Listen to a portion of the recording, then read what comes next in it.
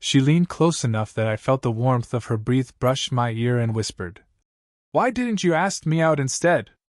The words landed like a dropped glass, sharp, sudden, impossible to ignore. My heart kicked hard against my ribs, and for a split second I forgot how to breathe. The cafe noise blurred into a dull hum, like I was underwater, and all I could see was her reflection in the dark window beside our table. My neighbor, standing there with rain still clinging to her hair, eyes locked on mine, waiting for an answer I hadn't known I owed her. I'd been mid-sentence with the woman across from me, my blind date, nodding along to something about her job while mentally counting the minutes until I could politely escape. I hadn't even noticed the rain start outside. I hadn't noticed anything until that voice, low, steady, unmistakably hers, cut straight through me. My date's smile faltered as she followed my gaze, confusion flickering across her face, then curiosity. I opened my mouth, but no sound came out, and that was apparently answer enough. She excused herself with a tight, awkward laugh and disappeared toward the restroom, leaving behind an unfinished coffee and the faint citrus scent of her perfume. My neighbor slid into the empty chair before I could gather myself, her movements calm but not casual, like she was holding something fragile together inside. Up close, I noticed the small details I usually pretended not to see, the fine lines at the corners of her eyes, the way her fingers curled around her bag strap as if anchoring herself. She was beautiful in a real, lived-in way, the kind that didn't ask for attention but quietly commanded it. 35, maybe closer to 40. Confident, but not unguarded. The kind of woman I'd trained myself not to want. "I'm sorry," she said softly, though her gaze didn't waver. "I didn't plan to do that. That makes two of us." I managed, my voice rougher than I expected. My chest felt tight, like I'd been caught doing something wrong, even though I couldn't say what. "Claire, what are you doing here?" She let out a slow breath, eyes dropping to the table between us. "I was meeting a friend. I saw you through the window." Her mouth curved, but it wasn't quite a smile. "At first I told myself it wasn't my business. Then I realized I was lying." I shifted in my chair, acutely aware of how close she was, how familiar and unfamiliar she felt at the same time. We'd shared elevators and hallways, casual jokes about the building's broken heater, late-night nods when we both came home tired. I'd always felt something there, an ease, a pull, but I'd buried it under logic and caution. Neighbors were complicated. Women like her didn't end up with men like me. And I was tired of getting things wrong. "You caught me on a bad date," I said, attempting a weak smile. Her eyes lifted back to mine. "That wasn't the bad part." Silence stretched between us, thick and charged. Outside, rain streaked down the glass, headlights smearing into soft lines of white and red. I realized my hands were clenched on the edge of the table, knuckles pale, and forced myself to relax them. "I didn't ask you out," I said finally, the truth rising before I could stop it. "Because I assumed you wouldn't want me to. Because I didn't want to make things awkward if you said no. We live 10 feet apart, Claire." She studied my face, really looked at me, like she was reading something I'd left unspoken for too long. "Do you know how many times I almost asked you the same thing?" she said quietly. "And stopped myself for the exact same reasons?" That hit deeper than I expected. My stomach flipped, warmth spreading through my chest right alongside a sharp edge of fear. "You did?" She nodded once. "I've been divorced for 3 years. I promised myself I wouldn't rush into anything messy or uncertain. And then there you were, kind, awkward, always pretending you weren't tired." She gave a small, self-conscious laugh. "I decided it was safer to stay quiet." I swallowed, my pulse loud in my ears. "So why now?" Her gaze softened, vulnerability flickering through her composure. "Because I'm tired of being safe," she said. "And because seeing you with someone else made me realize I'd already risked something by staying silent." My blind date hadn't returned, and neither of us mentioned it. The cafe lights glowed warm above us, the world outside blurred by rain, and suddenly the space between Claire and me felt charged with possibility and consequence in equal measure. I didn't know what would happen next. I only knew that something had already shifted, and there was no going back to hallway small talk anymore. The tension followed us out of the cafe like a third presence, quiet but insistent, lingering in the space between our steps.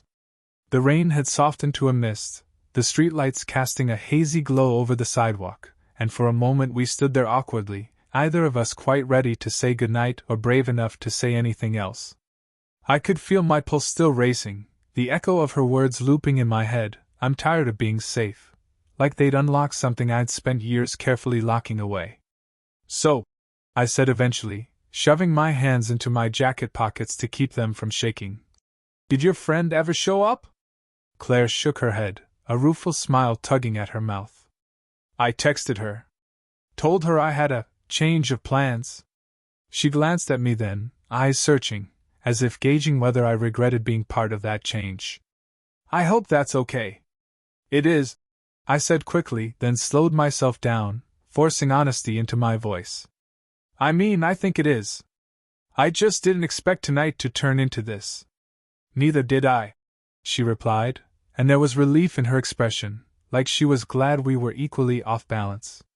We walked the few blocks back toward our building, the city humming softly around us, cars passing, distant laughter from a bar, the rhythmic splash of tires on wet pavement. The conversation drifted into safer territory at first, almost by instinct. Work. The weather. The broken elevator that never stayed fixed for more than a week. But underneath every word was a current of awareness, a sense that we were circling something more fragile and important. I should probably apologize again, Claire said as we waited at a crosswalk, rain beating on her lashes. For barging in like that. It wasn't exactly graceful. I smiled despite myself. It was memorable. She laughed softly, then sobered. When I saw you there, smiling at someone else, it felt like watching a door close. And I realized I never even tried to open it. That landed somewhere deep in my chest. I thought about all the doors I'd let close quietly in my life, telling myself it was for the best. I've been pretty good at that too, I admitted. Convincing myself that wanting something was the same as asking for trouble. She glanced at me, her expression thoughtful. What happened to you? She asked gently, not prying, just curious in a way that felt earned. I hesitated, then shrugged. A long relationship that ended because we were both afraid to say what we needed. After that, I got very good at keeping things light. Low risk. I let out a breath. It's lonely, though. She nodded, understanding flickering across her face. Lonely is familiar. When we reached our building, the lobby lights felt almost too bright, exposing the quiet intimacy we built outside. We stood near the mailboxes, the hum of the old radiator filling the silence. I was suddenly acutely aware of how close she was, of the faint scent of her perfume mixed with rain, of the way my body leaned toward hers without permission. I don't want this to be weird, I said, words tumbling out before I could polish them. We live here. I don't want to ruin something good by misreading tonight. Claire studied me for a long moment, then stepped closer, close enough that I could see the tiny freckle near her collarbone, the slight rise and fall of her breath. I don't want to pretend nothing happened, she said quietly. That would feel worse. The elevator dinged behind us, doors sliding open to reveal an empty car. We both glanced at it, then back at each other, neither of us moving. My heart was pounding again, but this time it wasn't panic, it was anticipation, threaded with fear. Coffee? I asked, surprising myself with the steadiness of my voice. Not as neighbors killing time. As, whatever this is. Her lips parted slightly, and for a second I thought she might say no. Then she smiled, slow and warm, and nodded. I'd like that. The elevator doors began to close, and we both laughed as I lunged forward to stop them, the tension breaking just enough to let us breathe. As we stepped inside together, I felt something shift again, subtle but undeniable. We weren't safe anymore. But standing there beside her, shoulder almost brushing mine, I realized I didn't want to be. The first real crack in the careful balance came 3 days later, when I saw her laughing with someone else in our lobby. I just stepped off the elevator, coffee in hand, still half lost in the quiet glow of the morning after our second date. The way we'd talked for hours in her kitchen, the way nothing physical had happened but everything had shifted, when the sound of her laugh stopped me cold. It wasn't the polite, neighborly version I knew. It was open, unguarded. The kind that curled warm and familiar in my chest and, now, tightened it painfully. She stood near the front doors with a man I didn't recognize. Tall, confident, dressed like someone who knew exactly where he was going and expected the world to move aside for him. He leaned in close as he spoke, his hand briefly touching her arm. She didn't pull away. Something ugly and irrational flared inside me, jealousy, sharp and sudden. It startled me with its intensity. We hadn't defined anything. We'd had coffee, dinner, conversations that lingered long after midnight. No promises. No labels. And yet my stomach dropped as if I'd been quietly assuming something I had no right to assume at all. Claire noticed me then. Her smile faltered just a fraction before she straightened. "Hey," she said, a note of surprise in her voice. "I didn't know you were heading out." "Yeah," I said, hating how stiff I sounded. "Work." The man turned, offering an easy smile. "I'm Daniel," he said. "Claire's ex-husband." The word landed heavier than I expected. Ex-husband. My chest tightened, the pieces clicking together too fast. Of course. The way she'd spoken about her past. The caution, the hesitation. I forced a polite nod, murmured my name, then excused myself before I could say something I'd regret. The entire walk to the office, my thoughts spiraled. I replayed every moment we'd shared, searching for signs I'd misread her, that I'd built something in my head that wasn't real. By the time I sat at my desk, the warmth I'd been carrying for days had curdled into doubt. That night, when I heard the soft knock on my door, I already knew it was her. I opened it to find Claire standing there, arms folded, expression tight with concern. "You left pretty quickly this morning," she said. "Are you okay?" I hesitated, then stepped aside to let her in. The apartment felt smaller with her there, charged in a way that made my skin buzz. She took a few steps in, then stopped, turning to face me fully. "That was my ex," she said before I could speak. "He's in town for work. He wanted to talk." "About what?"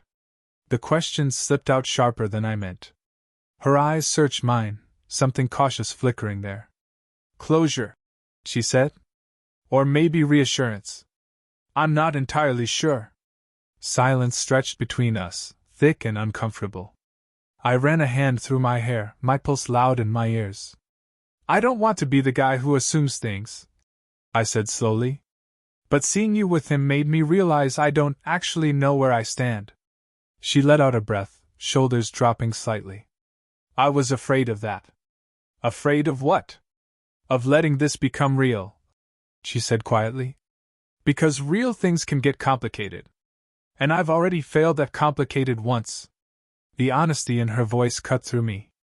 I stepped closer, keeping my tone gentle. "I'm not asking you to choose anything right now. I just need to know if I'm risking something here alone." She met my gaze, vulnerability bare on her face. "You're not alone," she said. "But I am scared." I nodded, understanding settling in alongside the ache. "So am I." She laughed softly, a sad sound. "Then we're doing this right." For a long moment, we stood there, the air between us heavy with everything unsaid. Then she reached out, fingers brushing mine, tentative, electric. My breath caught, my body responding before my mind could catch up. "I don't want to go backward," she said. "Not with him. Not with you." "Then don't," I replied. "Just don't shut me out." Her hand tightened around mine, grounding and warm. "I won't." As she left that night, the door closing softly behind her, I realized something fundamental had changed. The easy uncertainty of the early days was gone. What lay ahead wasn't safe or simple, but it was honest. And for the first time in a long while, that felt like enough to keep going. The knock came just after midnight, soft but insistent, the kind that told me this wasn't a casual visit and definitely couldn't wait until morning. I was already awake, staring at the ceiling, replaying every look and half-spoken sentence from earlier that evening, wondering if honesty was enough to hold two scared people in the same place. When I opened the door, Claire stood there without her coat, hair loose around her shoulders, eyes bright and unsettled, like she'd been pacing for hours before finally deciding to move. "I couldn't sleep," she said, the words tumbling out before I could say anything. "And I realized if I didn't come now, I might talk myself out of it again." My heart kicked hard, the familiar rush of fear and hope colliding in my chest. I stepped aside without thinking, letting her in. The apartment was quiet except for the low hum of the city outside, headlights sliding across the walls in slow intervals. She stopped just inside, arms wrapped around herself, like she was holding something together. "I saw Daniel tonight," she said, voice steady but fragile underneath. "We talked. Really talked. And when I left, I didn't feel relieved or nostalgic or tempted. I just felt done." She looked up at me then, eyes shining. "But instead of feeling free, I got scared. Because if I'm done with that chapter, it means this one actually matters." The honesty in her voice made my throat tighten. I took a step closer, careful not to crowd her. "You don't have to prove anything to me," I said quietly. "I don't need guarantees." She shook her head, a small, sad smile appearing. "I know. That's what scares me." She inhaled, steadying herself. "You feel safe in a way I forgot existed. Not the quiet, numb kind. The kind that asks me to show up fully. And I don't want to lose that because I was too afraid to say what I want." I felt the words land everywhere at once, my chest, my stomach, the space just behind my eyes. For so long, I'd protected myself by wanting less, by pretending I didn't need anyone to choose me. Hearing her say this felt like standing too close to something warm after years in the cold. "I've been trying to play it cool," I admitted, my voice low. "Pretending I'm not already invested. But I am. I have been since before that cafe, since all those quiet moments I told myself didn't mean anything." I paused, forcing myself not to retreat. "I want this, Claire. Not casually. Not halfway." Her breath caught, a soft, involuntary sound, and for a moment she looked like she might cry. Instead, she laughed quietly, shaking her head. "God," she said. "I was so afraid you'd say the opposite." She stepped closer then, close enough that I could feel the heat of her body, the subtle tremor in her hands. My pulse roared in my ears. I was acutely aware of how easy it would be to pull back, to keep things safe and undefined. But I was tired of that version of myself. "I'm not asking you to promise forever," I said. "I'm asking you to try. With me. Honestly." Her eyes searched mine, slow and deliberate, like she was memorizing something. Then she nodded once, decisively. "I can do that," she said. "I want to." The moment stretched, fragile and electric. I lifted my hand, hesitating just long enough to give her the chance to step away. She didn't. When my fingers brushed her cheek, warmth bloomed under my skin, her breath shuddering as she leaned into the touch. The kiss, when it came, was soft and unhurried, full of intention rather than urgency, like we were both aware this wasn't about heat but about choice. When we pulled back, her forehead rested against mine, her smile small and real. "I'm glad I walked into that cafe," she whispered. "So am I said, meaning more than just that night. Later, after she left and the apartment settled back into silence, I lay awake again, but this time, my chest felt light. Nothing was guaranteed. We would still have doubts, hard conversations, moments of fear. But for the first time in a long while, I wasn't bracing for loss. I was moving towards something real, with someone who had chosen me back. And that felt like a beginning worth risking everything for.